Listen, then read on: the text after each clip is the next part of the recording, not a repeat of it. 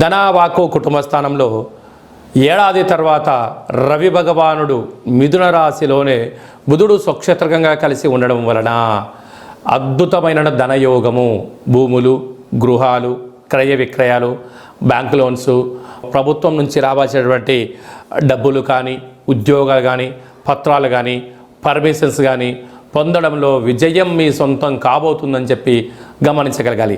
అక్కడే శుక్రుడు కలిసి ఉండడం వలన నూతనమైన ఆభరణాలు, బంగారు ఆభరణాలు, వజ్ర వైడూర్య మరకతాభరణాలు, విదేశాలకు వెళ్ళాలి అని మీ కోరిక నెరవేరబోతుంది.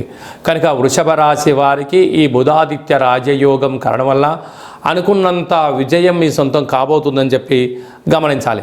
సంతాన స్థానంలో కేతు సంచార స్థితి ఉండడం వలన చదువులు, వృత్తులు, ఉద్యోగాలు, వ్యాపారాలు, కుటుంబము, ఆధ్యాత్మికమైన తీర్థయాత్రలో ఆనందంగా గడపడంలో విజయం మీ సొంతం కాబోతుంది.